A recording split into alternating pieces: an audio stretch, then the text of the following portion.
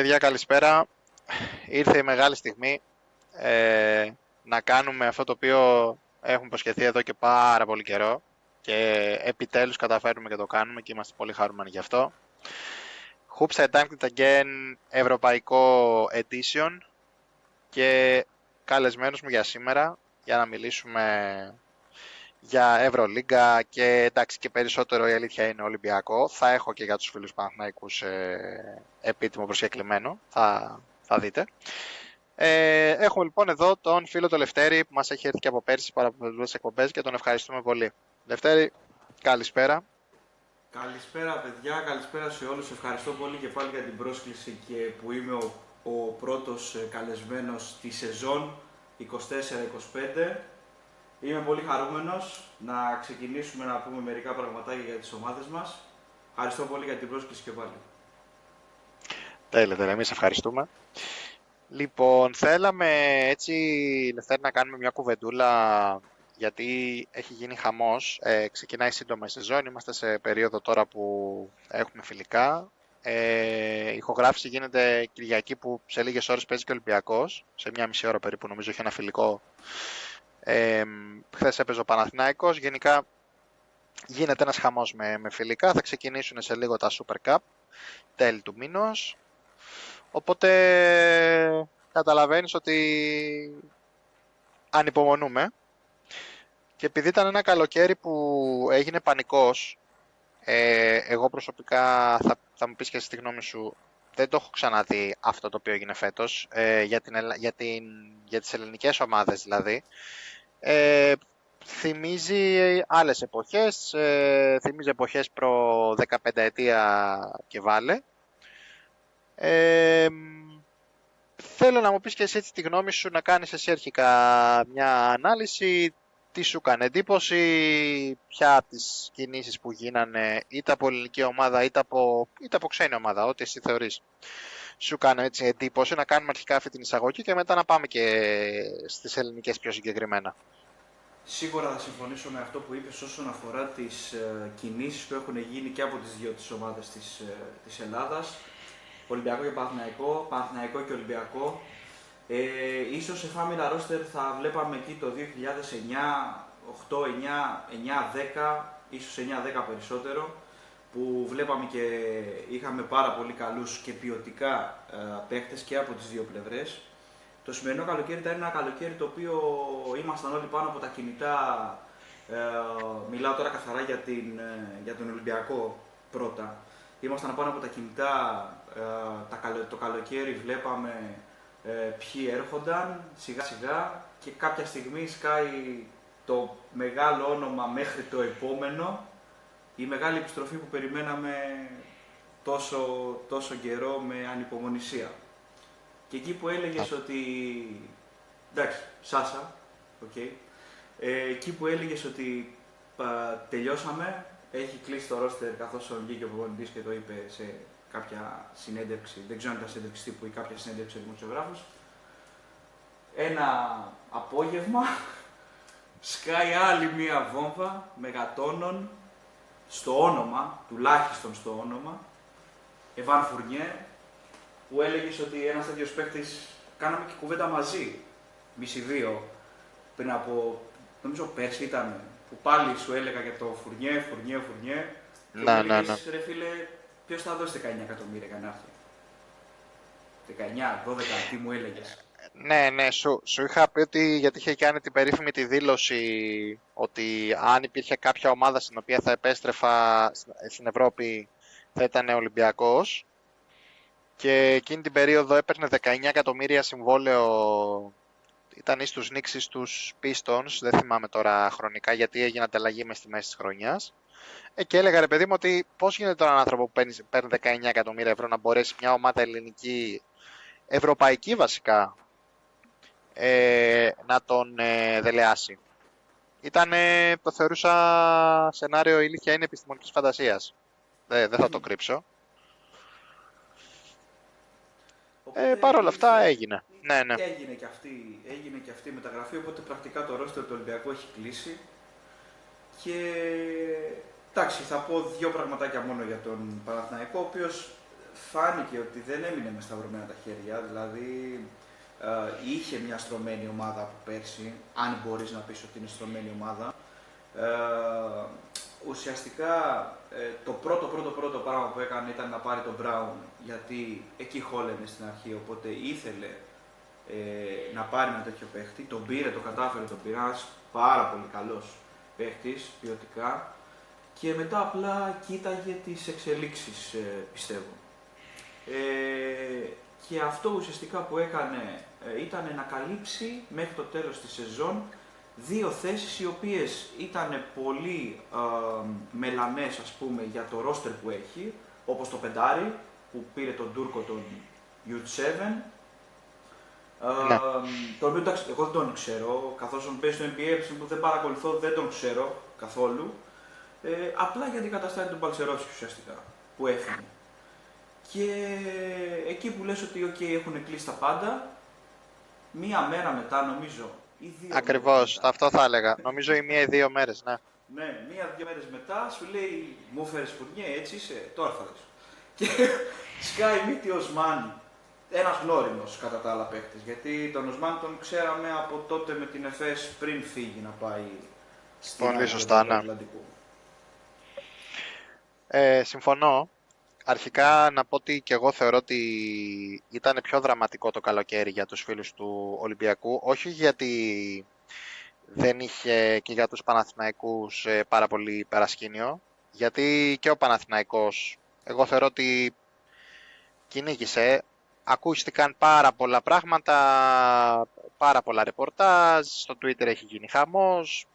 Βέβαια, με αυτά γενικά που διαβάζω, θέλει και μια προσοχή το τι διαβάζεις στο Twitter και τι θα πιστέψεις, γιατί υπάρχει γενικά πολλή παραφιλολογία, αλλά θεωρώ ότι ένας παίκτης με τα δεδομένα του Βεζένκοφ, ο οποίος έχει και ένα ελληνικό διαβατήριο, έχει την καριέρα που έχει, νομίζω ότι δικαιωματικά θα ενδιέφερε, δηλαδή θεωρώ ότι τον κυνήγησε και ο Παναθηναϊκός ως ένα βαθμό. Αλλά αν εξαιρέσεις αυτή την κίνηση του Βεζένκοφ και τις δύο κινήσεις που η μία ήταν αναμενόμενο ότι θα αντικατασταθεί ο Μπαλτσερόφσκι, αν και αρχικά ήταν να μείνει, όλοι λέγανε ότι απλά περιμένει το NBA για να δει, να καλύψει μια τρύπα που υπάρχει στο 5, γιατί πέρσι ο Λεσόρ πραγματικά υπήρχαν περίοδοι που θεωρούσε ότι είναι μόνος του στο 5, πραγματικά κυριολεκτικά μόνος του. Την κάλυψε με ένα παίχτη που, να σου πω την αλήθεια, και εγώ που βλέπω NBA, επειδή δεν είχε πάρα πολύ χρόνο συμμετοχής, δεν είναι παίχτη που θα μπορούσε να το κρίνεις από τη στατιστικά του στο NBA. Στα φιλικά που έχω δει ως τώρα, είναι παίκτη με πολύ καλές τοποθετήσεις και τελειώματα. Μου έχει κάνει δηλαδή τρομερή εντύπωση αυτό, ότι έχει δύναμη και παίρνει πολύ καλές θέσεις κάτω από το καλάθι. Είναι παίκτης που δεν τον αφήνεις εύκολα για σουτ εντελώς, δηλαδή μπορεί να απειλήσει. Αμυντικά έχουν πει ότι εντάξει, εκεί έχει ένα θεματάκι λόγω ταχύτητας, ίσως ας πούμε είναι το λίγο αδύνατο του σημείο η ταχύτητά του, αλλά φαίνεται τουλάχιστον στα φιλικά και μέχρι τώρα που έχει δείξει ότι πρέπει να είναι μια αναβάθμιση σε σχέση με τον Παλτσερόφσκι. Θα φανεί βέβαια, αυτό θα πρέπει να περάσουμε εμείς τη χρονιά για να το δούμε. Οπότε ήταν λίγο πιο εύκολο το καλοκαίρι για τους Παναθηναϊκούς από αυτή την άποψη. Ο Ολυμπιακός ήταν σε μια φάση που ψαχνόταν, είχε χάσει τους δύο στόχους, είχε πάρα πολλά ανοιχτά μέτωπα και συνεχίζει να έχει για μένα. Έκανε κινήσεις, πήρε και το Βιλντόζ από το Παναθηναϊκό, πολύ σοβαρές κινήσεις. Ο Φουρνιέ, θα συμφωνήσω, είναι ένα όνομα, τουλάχιστον από άποψη ονόματος, βαρύ, όπως βαρύ είναι και το Οσμάν. Θεωρώ ότι από άποψη ετοιμότητας πιο έτοιμο τον Οσμάν, και γιατί είχε πιο γεμάτη σεζόν στο NBA με μεγαλύτερο ρόλο και περισσότερο χρόνο συμμετοχής, αλλά και γιατί, όπως είπες και εσύ, τη γνωρίζει τις φάσεις της Ευρωλίγκας. Έπαιζε κάποια χρόνια πριν φύγει για το NBA, ενώ ο Φουρνιέ πάει σε κάτι τελείως καινούριο για αυτόν.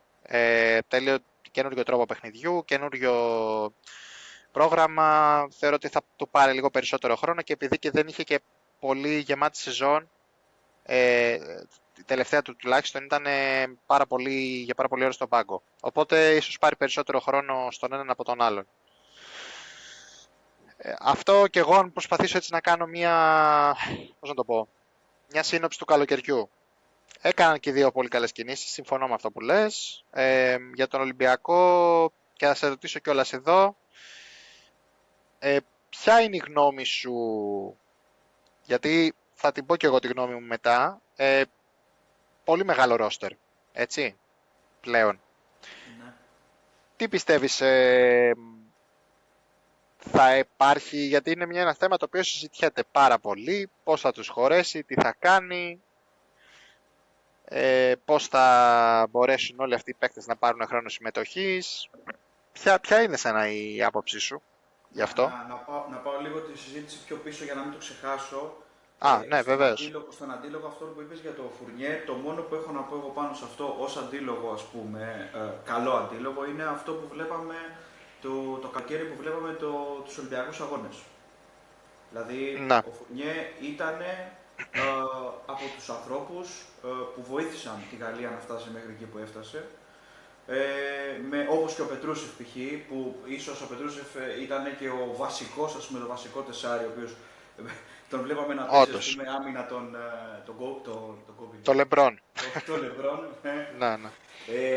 Οπότε σε αυτό που μπορούμε να εναποθέσουμε λίγο τις ελπίδες μας έτσι, στο Φουρνιέ να πάει να μπει λίγο καλύτερα είναι το ότι είχε κάποιες παραστάσεις από τους Ολυμπιακούς Αγώνες. Και βοήθησε τη Γαλλία έτσι όπως τη βοήθησε. Από εκεί και πέρα. Όσον αφορά τη μεταγραφή Keenan Evans, γιατί άκουσα που το είπες.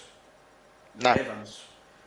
Ο Ολυμπιακός φαίνεται ότι δίνει χρόνο στο μέλλον. Παίρνει έναν άνθρωπο ο οποίος έχει ένα πολύ σοβαρό τραυματισμό, επενδύει στον άνθρωπο για τον χρόνο.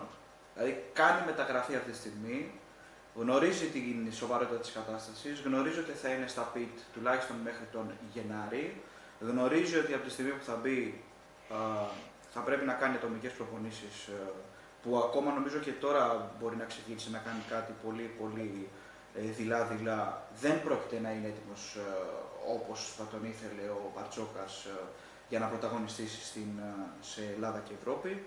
Οπότε μιλάμε για του χρόνου. Ένας παίκτης ο οποίος θα μπει πραγματικά του χρόνου. Άρα επενδύει στο μέλλον σε αυτόν τον παίκτη. Που πέραν του Ολυμπιακού νομίζω δεν έχω στο μυαλό μου αν υπήρχε κάποια άλλη ομάδα για να τον πάρει. Να αφήνω απ' έξω τη Ζαλγκίρις. Δεν νομίζω να υπήρχε κάτι άλλο. Κοίταξε, είναι ένας παίκτης που ήταν κλεισμένος από τον Ολυμπιακό. Προφορικά έστω. Ναι. Θεωρούσαν ότι έχει κλείσει. Ήταν τόσο τυχερός γενικά ο Ολυμπιακός πέρσι που σε μια ανύποπτη φάση, γιατί την έχω δει τη φάση, πάει να μαρκάρει ένα σούτ και στο πάτημα λίγο πριν πεταχτεί για να μπορέσει να μαρκάρει, παθαίνει αυτό που παθαίνει, που είναι κάτι στην επιγονατίδα, ένας τραυματισμός. Τώρα θα με συγχωρέσουν, δεν θυμάμαι την ιατρική γνωμάτευση. Είναι πάντως ένας τραυματισμός ο οποίος θα τον κρατήσει έξω περίπου, είχαν πει 10 μήνες, αν θυμάμαι καλά, 10 με 12 μήνες, κάτι τέτοιο. Απλά ο Ολυμπιακός, ναι, όπως είπες και εσύ, επειδή απευθείας έκανε με αναπροσαρμογή το συμβόλαιο αυτό, αν θυμάμαι καλά, έχει 3 ετήσιες ανανεώσεις, δηλαδή είναι 3-4, αλλά κάθε χρόνο ο Ολυμπιακός έχει οψιόν.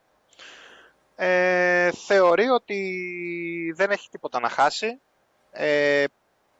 Τον κρατάει για την περίπτωση που μπορέσει να είναι ένας παίκτης, πώς να το πω, που θα επαναλάβει αυτά τα οποία έκανε με την Ζαλγκίρις, γιατί σαν κίνηση πριν τον τραυματισμό του θεωρούνταν μια πάρα πολύ δυνατή αναβάθμιση, έτσι, ο συγκεκριμένος. Ναι, φυσικά. Οπότε ναι, είναι μια κίνηση που λέει... Καθαρά ένας παίκτης ο οποίος θα μπορούσε να παίξει σε μια οποιαδήποτε πρωτοκλασσάτη ομάδα της Ευρώπης. Ναι. Με βάση αυτά που είχε κάνει ειδικά την περσινή χρονιά, πιστεύω ξεκάθαρα. Ακριβώς. Τώρα, στην ερώτηση που έκανες για το αν θα χωρέσουν όλοι.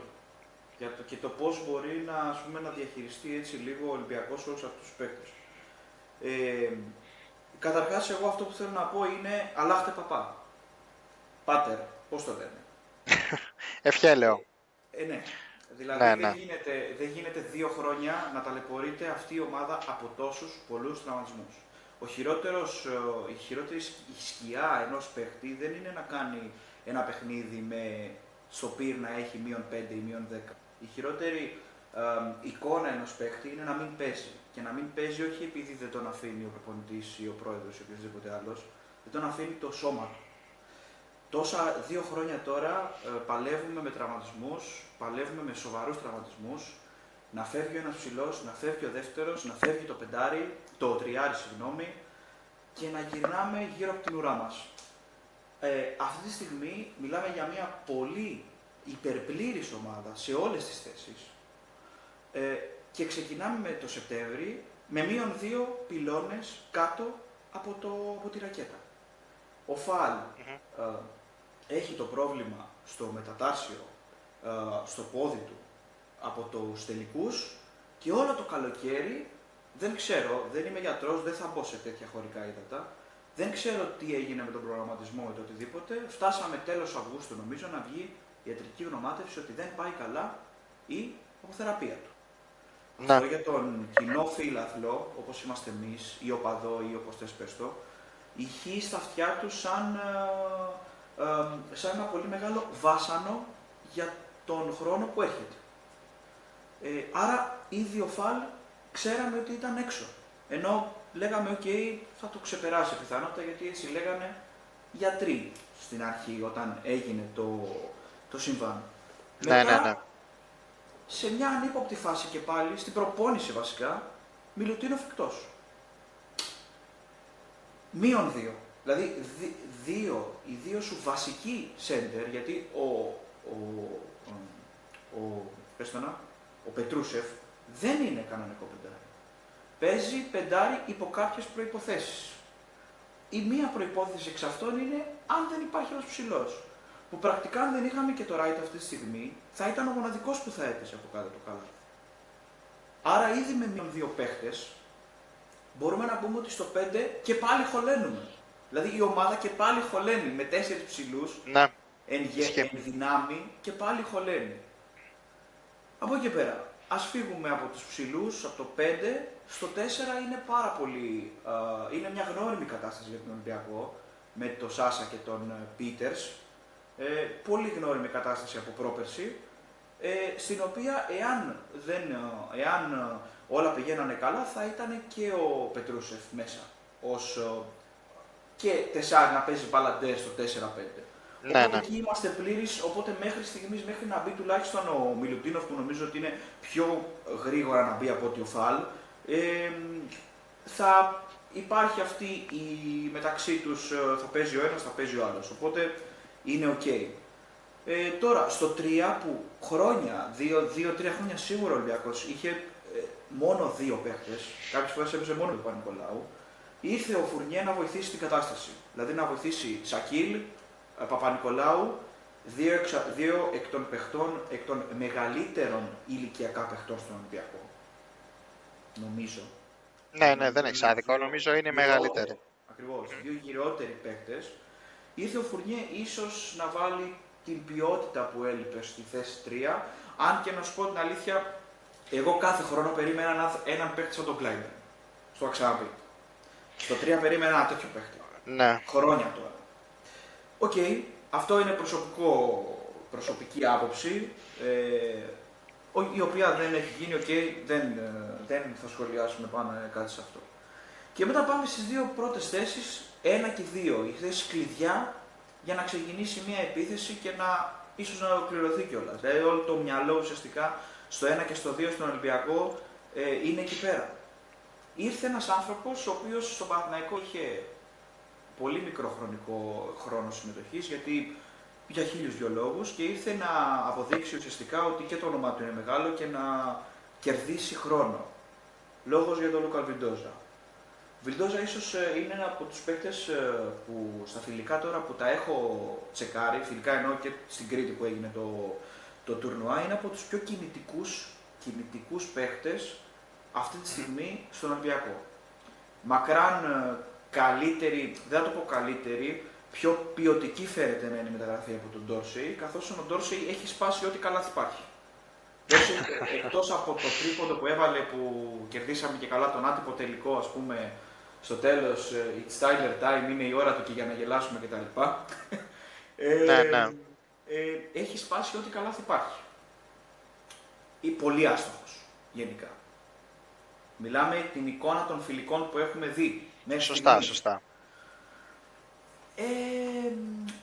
Αλλά πιστεύω ότι θα μπορέσουν, ότι μέχρι να ξεκινήσουν και μετά το Super Cup, θα ξεκινήσουν τα παιδιά, θα ξεκινήσει χρονιά, θα ξεκινήσει καλά, ευελπιστούμε ότι θα ξεκινήσει καλά. Ο κορμός έχει κρατηθεί σχεδόν όλος. Δεν έχουν αποχωρήσει πρακτικά παίχτες οι οποίοι ήταν παίχτες κλειδιά από πέρσι. Κοίταξε, άμα τη συγκρίνεις με πέρσι την ομάδα, ο βασικός με πολύ μεγάλο ρόλο παίκτης που έφυγε είναι ο Κάναν. Ακριβώς. Έτσι.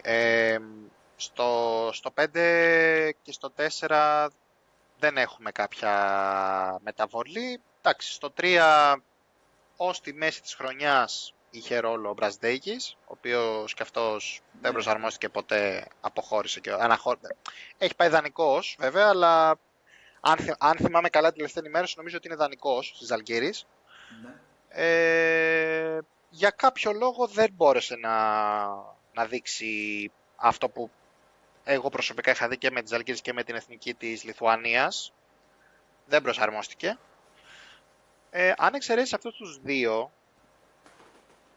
δεν θα πω τώρα, εντάξει, ο Λούτζης είχε ένα ρόλο κυρίως για την Α1, υποστηρικτικό, δεν έχεις αναχώρηση κάποιου παίχτη όντως σημαντικού. Έχεις πάρα πολλές προσθήκες. Ναι. Αυτό, βέβαια, αυτό που είπες για τον Γκάναν, εγώ θα πω κάτι, δεν θέλω να γίνω αιρετικός, επειδή έφυγε κτλ. Ο Γκάναν, αξιόλογος παίχτης, απλά ήταν ή του ύψους ή του βάθους, δηλαδή θα σου έβαζε πραγματικά 28 πόντους ή θα σου έβαζε 0 ή 1 ή τίποτα, ξέρω εγώ. Και απλά να πω ότι ο Κάναν ουσιαστικά ήταν ένας παίκτης ο οποίος επέλεγε παιχνίδια. Δηλαδή επέλεγε το τι θα παίξει. Αυτό στο λέω γιατί και μέσα από το γήπεδο φαινόταν το πώς κουνιόταν μέσα στο γήπεδο. Δηλαδή από τη τηλεόραση δεν ξέρω αν φαίνεται τόσο πολύ, αλλά στο γήπεδο φαινόταν ξεκάθαρα το ότι επέλεγε να παίξει. Δηλαδή επέλεξε να παίξει τότε με τη Virtus, νομίζω ήταν που έβαλε 28 πόντους, έβαλε 9 στα 9 τρίποντα, 8 στα 9 πόσα έβαλε. Εκεί όμως που χρειάστηκε πραγματικά, οι δυνάμεις του ήταν πολύ λίγες. Δηλαδή επέλεξε να παίξει κάποια παιχνίδια με τον Παναθηναϊκό. Οκ, συμφωνώ. Κάπου άλλο όμως που χρειάστηκε δεν ήταν στην ημέρα του. Και ήταν περισσότερες φορές που δεν ήταν στην ημέρα του παρά που ήταν στην ημέρα του. Οπότε το διαζύγιο ήταν μάλλον μονόδρομος. Και το ξαναλέω, δεν το λέω επειδή έφυγε. Ήταν ένας παίκτης πολύ αγαπητός από την κερκίδα, ήξερε πώς να σηκώσει το σεφ στο πόδι με απλά ένα σουτ. Και το τι θα κάνει, να κάνει εκεί το χορευτικό, το οτιδήποτε έκανε τον πανηγυρισμό. Ένας παίκτης ο οποίος ήταν πάρα πολύ δεμένος με την κερκίδα, όσο και ξένος να ήταν, και 2-3 χρόνια που ήρθε, δεν θυμάμαι πόσα ήταν στο Ολυμπιακό, 2-3. 2 χρόνια, ναι. 2 χρόνια. Δέθηκε με την κερκίδα. Δεν το λέω επειδή έφυγε, το ξαναλέω. Απλά λέω τι βλέπω εγώ από την κερκίδα περισσότερο. Κοίτα. Έχεις ολοκληρώσει καταρχάς, μήπως θες κάποιο άλλο να πεις κάτι για το ρόστερ? Ένα τελευταίο μόνο. Βεβαίως. Λέγαμε και πέρσι που το έχουμε γραπτό σε ερώτηση που μου έκανες εσύ, που με ρώταγες και ποιος ρε φίλε θα είναι αυτός που θα πάρει το τελευταίο σουτ. Με ρώταγες πέρσι. Ναι. Και σου απαντούσα εγώ ο Κάναν. Και μου έλεγες δεν τη λέω τη λέξη. Φέτος δεν την έκανα αυτή την ερώτηση. Δεν την έκανα. Γιατί φέτος φαίνεται ότι η ομάδα, από τα ονόματα, δεν θα πω κάτι παραπάνω, φαίνεται ότι έχει πολλούς finisher. Κάτι το οποίο πέρσι δεν είχε και πραγματικά χόλαινε 100%. Κοίταξε. Αυτά. Να σου πω... Ναι, Θα κάνω κι εγώ μια σύνοψη έτσι πάρα πολύ μικρή για να πιάσουμε και το τελευταίο θεματάκι μετά. Αν και με έχεις προειδεάσει για το... Θα το πούμε μετά βασικά. Ας αφήσουμε τον κόσμο να έτσι λίγο με το ενδιαφέρον. Σχετικά με τα roster, το τι αριθμό παιχτών έχει ο Ολυμπιακός και ο Παναθηναϊκός πλέον, γιατί και αυτός πήρε και τον Οσμάν, γέμισε και αυτός το roster του αρκετά. Φαίνεται ότι πάνε οι ομάδες σε άλλο τύπο roster, επειδή τα παιχνίδια πλέον είναι πολλά. Νομίζω ότι θα αρχίσει να γίνεται κανόνας. Δεν το έκανε μόνο ο Ολυμπιακός και ο Παναθηναϊκός, το έχουν κάνει τις προηγούμενες χρονιές και η Μπαρτσελώνα σε ένα μεγάλο βαθμό, να έχει πάρα πολύ μεγάλο roster, να έχει ουσιαστικά 10-12 έτοιμους παίκτες να παίξουν, και μάλλον αρχίζει και γίνεται κανόνας, και φέτος το εφάρμοσαν και οι δύο οι ελληνικές ομάδες. Έχουν ουσιαστικά δύο πεντάδες και μη σου πω ότι περισσεύουν και κάποιοι παίκτες απ' έξω που άνετα θα μπορούσαν να είναι και βασικοί. Οπότε δεν θεωρώ παράλογο το ότι υπάρχει τόσο μεγάλο συνοστισμός. Το πώς θα διαχειριστούν το roster βέβαια γίνεται μια πολύ δύσκολη σπαζοκεφαλιά και για όλους τους προπονητές. Αυτό μένει να φανεί. Για τα πεντάρια θα συμφωνήσω, και θα πρέπει να προβληματίσει τον Ολυμπιακό και σε πιθανές μελλοντικές ανανεώσεις. Αυτό θα πρέπει να είναι ένας παράγοντας. Ο Φαλ καλώς ή κακώς ανανεώθηκε. Εγώ προσωπικά λόγω ηλικίας δεν ξέρω. Όταν είχε ανανεωθεί δεν ήμουν 100% ψημένος με την ιδέα αυτή της ανανέωσης. Τέλος πάντων πάρθηκε αυτή η απόφαση. Θα κάτσει τώρα για 2 ή 3 χρόνια. Αλλά επειδή και του Μιλουτίνοφ λέγε το συμβόλαιο και βλέπουμε ότι δεν είναι πλέον σύμπτωση, είναι ένας άνθρωπος ο οποίος έχει μια συγκεκριμένη αθλητική ικανότητα και μια συγκεκριμένη δυναμία στους τραυματισμούς. Θα πρέπει να είναι ένας παράγοντας. Δεν λέω να μην ανανεωθεί, δεν αμφισβητώ την μπασκετική του ικανότητα, προς Θεού. Αλλά βλέπουμε ότι επειδή είχε ακουστεί κιόλας ότι θα φύγει ο Πετρούσεφ, θα πάει δανεικός στον Ερυθρό Αστέρα και δεν ξέρουμε τι θα κάνουμε, βλέπουμε ότι δεν χρειάστηκε καν να παίξουμε επίσημο παιχνίδι για να καταλάβουμε ότι δεν νοείται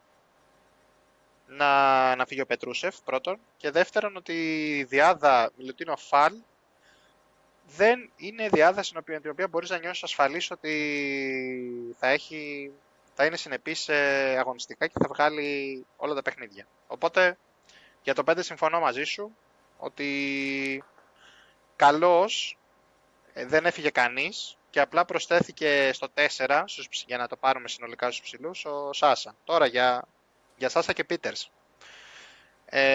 Και εγώ εντάξει, είναι γνώριμη όντως η κατάσταση, επειδή πάρα πολλοί έχουν εκφράσει το ότι ο Σάσα θα παίζει πάλι 35 λεπτά και ο Πέτερς 5, θεωρώ ότι με τη σεζόν που κάνει πέρσι ο Πίτερς αυτό δεν θα ισχύσει. Είναι και τα παραπάνω παιχνίδια, είναι πάρα πολλοί παράγοντες που θεωρώ ότι θα συμβάλλουν στο να έχουν ένα αρκετά περισσότερο μοιρασμένο χρόνο. Δεν λέω ότι θα παίζουν 20 λεπτά ο καθένας, αλλά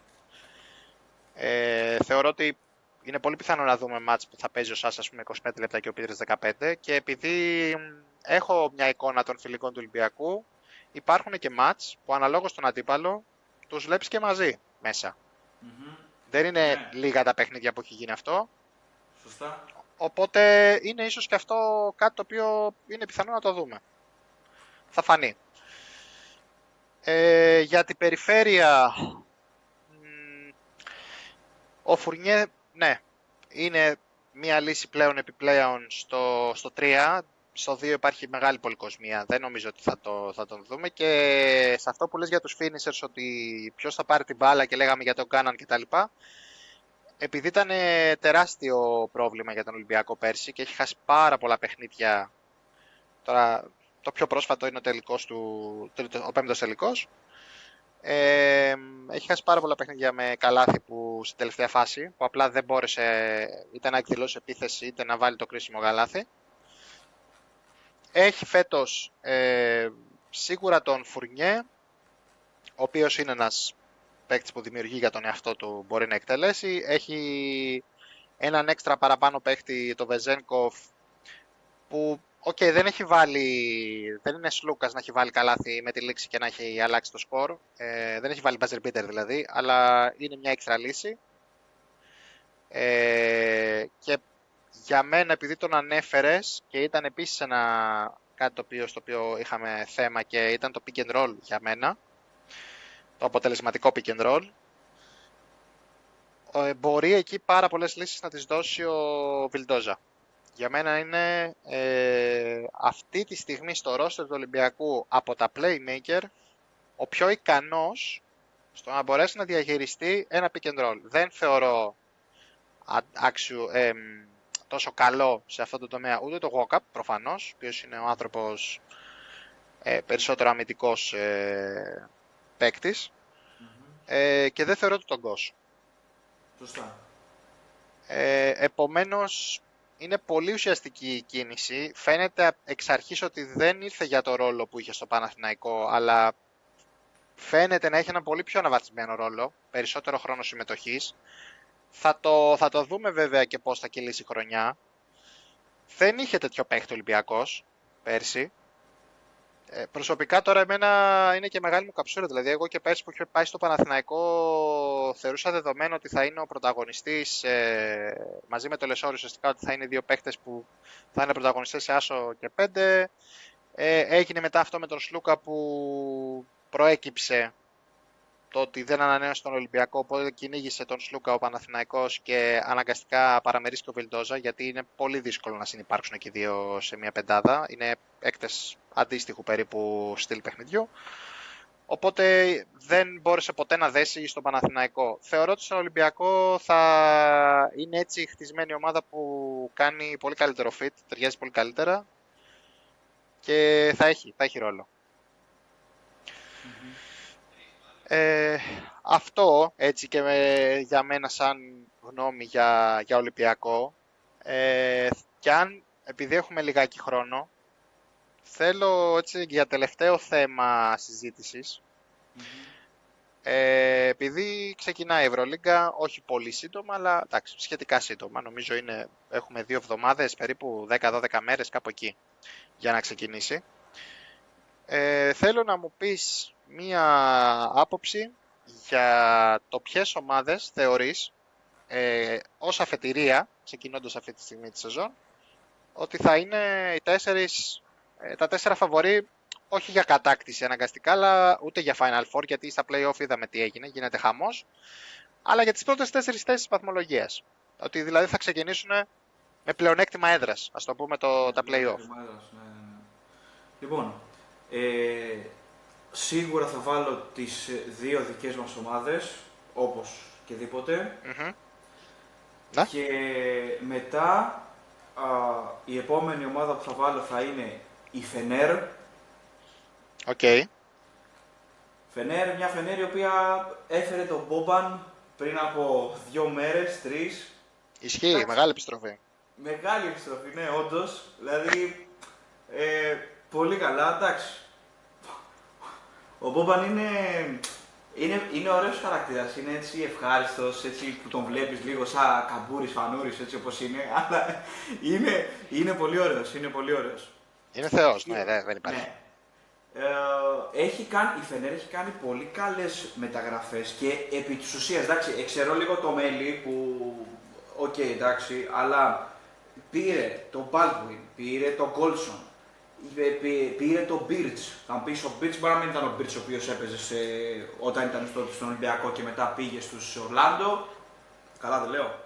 Ναι, πολύ σωστά, πολύ σωστά. Ναι, αλλά είναι μια πολύ ποιοτική λύση. Και πήρε και τον Devon Hall. Έχει κάνει πολύ καλές μεταγραφές φέτος και πιστεύω ότι οι Τούρκοι έχουν βάλει ένα σκοπό να πάνε στο Final Four. Αλλά μιλάμε για τις πρώτες 4. Και η επόμενη, μια κλασική αξία, θα βάλω τη Real. Αν και τους πούλησε ο Γιαμπουσέλε τελευταία στιγμή και δεν ξέρω αν πήραν κιόλας κάποιο παίχτη στη θέση του. Ήταν τρομερή απώλεια ο Ναι, Γιαμπουσέλε, συμφωνώ. ναι.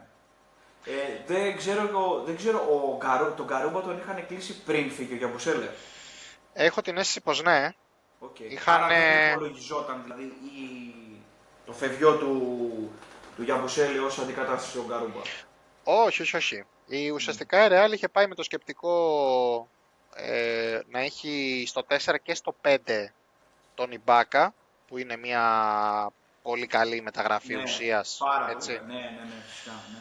Ναι. Μαζί με τον Ταβάρες και στο 4 ουσιαστικά το Χεζόνια, ο οποίος συχνά πήγαινε και έπαιζε και 4, μαζί με τον Γιαμπουσέλ. Απλά αυτά που έκανε στους τελικούς εκεί Μιλήσαμε και στο podcast του NBA για το Γιαμπουσέλ, γενικά με τον Άλεξ που το κάνουμε.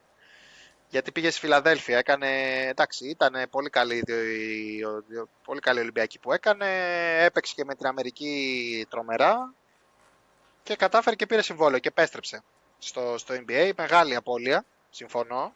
Επίσης για τη Real είναι θεωρητικά μεγάλη απώλεια και το ότι δεν μπόρεσε να πάρει τον Οσμάν, ότι τον πήρε μέσα από τα χέρια ο Παναθηναϊκός. Γιατί ακούγαμε μέσα στην εβδομάδα, θυμάμαι εκείνη, ότι θα κλείσει και λέγαμε πω φίλε, πολύ καλή ας πούμε με κίνηση και γεμίζει πάρα πολύ ωραία ας πούμε με τον Μούσα, με τον Σχεζόνια, θα έχουν έτσι ευρωπαϊκά εκεί μια ευρωπαϊκή τριάδα φοβερή φωτιά και ξαφνικά ανακοινώθηκε από τον Παναθηναϊκό. Δεν το είχε δει κανένας να έρχεται. Εγώ θα ακούσω τις τρεις πρώτες επιλογές. Θεωρώ ότι και ο Ολυμπιακός και ο Παναθηναϊκός είναι πάρα πολύ καλές επιλογές και πολύ καλές ομάδες. Και φέτος όντως ξεκινούν με αυτή την αφετηρία. Εφόσον ήταν και πέρσι και οι δύο στο Final Four, γιατί να μην είναι και φέτος. Για την τέταρτη θέση υπάρχει σίγουρα η Real στα ραντάρ, πολύ έτοιμη ομάδα, τρομερή. Βέβαια, εντάξει, με τις απώλειες που είχε. Εγώ θα θέσω μια άλλη ομάδα, φίλε. Τώρα θέλω λίγο θέλω τα σκάνδαλά μου, αλλά με έχει σκανδαλίσει πολύ σαν ρόστερ. Είναι ολοκένουργιο, όχι δεν είναι Μονακό. Καλά, ομάδα με Παπαγιάννη και Μοντεγιούνα πώς το λένε, πρώτο βασικό για ένα πνευματικό πεντάρι. Εντάξει, δεν θα σχολιάσω τώρα. Δεν μπορώ να πω κάτι. Μπορώ να πω απλά ότι η Βαρβάκιος περιμένει τα κρέατα, έτσι, λοιπόν. Άντε, το ρίξα. Λοιπόν, να κοιτάξουμε πάρα πολύ το roster της Partizan, για μένα. Είναι πολύ μεγάλο hot take το να πω ότι θα πάει στην τετράδα, αλλά αυτή το roster που έχω δει εγώ να έχει αυτή τη στιγμή Partizan, που έχει πάρει παίκτες, δύο πεντάρια, Davis, Tyreek Jones, που ο Jones έκανε τρομερή σεζόν πέρσι με την ΕΦΕΣ.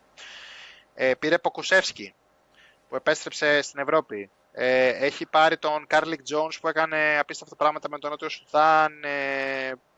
Πολύ καλός παίκτης που ήταν και αυτός NBAer. Δεν ξέρω, μου αρέσει πάρα πολύ. Αυτό που έχω δει σαν roster εγώ της Partizan μου αρέσει πάρα πολύ. Θα μου πεις, ρε φίλε, δεν θα σε κάνει δεκάδα προηγούμενη σεζόν. Αλλά δεν έχει καμία σχέση το roster. Είναι ένα roster που το πήρε, το διέλυσε και το έκανε ολοκένουργιο. Partizan αυτή τη στιγμή έχει πάρει 14 παίκτες ολοκένουργιους, 14 ολογράφος, ναι. Και έχει κρατήσει 3. Εντάξει, είναι τρελό. Ναι, με τον Καμπόκλο που ήταν το serial, το Καμπόκλο ήταν serial σαν τη λάμψη. Μία μένει, δύο φεύγει. Ξεκάθαρα. Δύο μένει, μία φεύγει, τελικά έμεινε. Κάτσε να δούμε αν θα μείνει τελικά. Ναι. Έχουν πάρει τη Λίκινα. Θεωρητικά στα χαρτιά, το Λούντμπεργκ, στα χαρτιά θεωρητικά τη Λίκινα, ο Μπόγκα που επίσης τον πήραν από την Μπάγκερ. Ο Ποκουσεύσκι κάνουν ομάδα η οποία πώς θα μπαίνεις μέσα να σκοράρεις. Κάρλικ Τζόουνς, έτσι, για μένα άμα πειραματιστείτε με φάνταση δοκιμάστε τον. Πολύ ωραίος παίχτης. Εμένα και ως Ολυμπιακούς μου άρεσε προσωπικά πάρα πολύ όπως έπαιζε. Δεν ξέρω. Αυτό. Το βάζω σαν ερωτηματικό. Το συγκεκριμένο το τεστάκι ήταν το επόμενο. Δεν ήξερα ότι θα πήγαινε εκεί η κουβέντα. Πριν κλείσουμε θα έλεγα ότι αυτό ακριβώς, ότι είναι ένα πολύ ωραίο πείραμα η ομάδα αυτή, η ομάδα της Παρτιζάν. Και με τους παίχτες που είπες, τους ποιοτικούς που έχει πάρει, αλλά και με τον αριθμό των παιχτών που έδιωξε και που πήρε. Που πρακτικά είναι μια ολοκαίνουργια ομάδα, είναι σαν να μπαίνει μια καινούργια ομάδα στην Ευρωλίγκα. Αυτό. Πραγματικά, ναι. Είναι σαν να τη φτιάξαν από το μηδέν. Και επειδή έχει εκεί και την Αλεπού, Ναι. έτσι, αν έχει κάποιος εμπειρία τώρα, εντάξει, είναι ο Μπράντοβιτς. Ναι. Θα μου πεις, είναι το ερώτημα γιατί εγώ αυτή τη στιγμή δεν λέω να πάει Final Four, λέω να πάει τετράδα. Οπότε πρέπει να πάρει πάρα πολλές νίκες. Αλλά δεν ξέρω. Έτσι, αυτή την εντύπωση έτσι, μου έχει δώσει. Μένει να φανεί. Για τις άλλες τρεις πάντως συμφωνώ απόλυτα. Είναι και εμένα η Φενέρ θεωρώ ότι είναι φοβερά αθλητική ομάδα. Είναι ξεκάθαρα και αυτή ένα φαβορί, τουλάχιστον στα χαρτιά. Ωραία. Λευτέρη, νομίζω είμαστε καλυμμένοι. Είμαστε για πρώτη κουβέντα μια χαρά. Θέλω να σε ευχαριστήσω πολύ που έτσι κάναμε τεμπούτος φέτος μαζί. Θέλω να είμαστε και πιο, εντάξει αυτό, εγώ κυρίως, να είμαι πιο τυπικός στα podcast. Δεν μπορώ να μπορούμε... συνέχεια. Έχεις δίκιο. Έχεις απόλυτο δίκιο. Θέλω ιδανικά θα ήθελα, σου λέω, δηλαδή να το εφαρμόσουμε ένα σουκού, να σχολιάζουμε τα μάτια της Ευρωλίγκας που πέρασε, Πέμπτη Παρασκευή, και να πιάνουμε την επόμενη αγωνιστική και να το κάνουμε έτσι. Θα μου πεις κάθε σουκού, εντάξει, μπορεί και κάποιο να φύγει. Δεν πειράζει. Αλλά τουλάχιστον υπάρχει μια συνέπεια. Να πούμε ότι ανυπομονούμε για Super Cup, να δούμε τι θα δούμε και εκεί. Ο πρώτος τίτλος της σεζόν, να δούμε πώς θα πάει. Οπότε έχουμε πολύ πράγμα. Άρα θα σε χρειαστώ εκεί, βάλε τον εξοπλισμό έτοιμο. Όλα έτοιμα. Γιατί φέτος θα γίνει χαμός. Λοιπόν, σε ευχαριστώ πάρα πολύ. Ευχαριστώ. Χαιρετώ και τα παιδιά. Να πω σύντομα, γιατί καλύψαμε κυρίως Ολυμπιακό σήμερα και δεν θέλω να αφήσω παραπονεμένο κανέναν. Θα ακολουθήσει και επεισοδιάκι για Παναθηναϊκό, με φίλο Παναθηναϊκό που έχει κοιτάξει γενικά την ομάδα και τα φιλικά και όλα και θα έρθει να μιλήσει και αυτός. Οπότε μένετε συντονισμένοι. Λοιπόν, Λευτέρη, καλό βράδυ και θα μιλήσουμε σύντομα. Καλό βράδυ. Καλό βράδυ, γεια χαρά.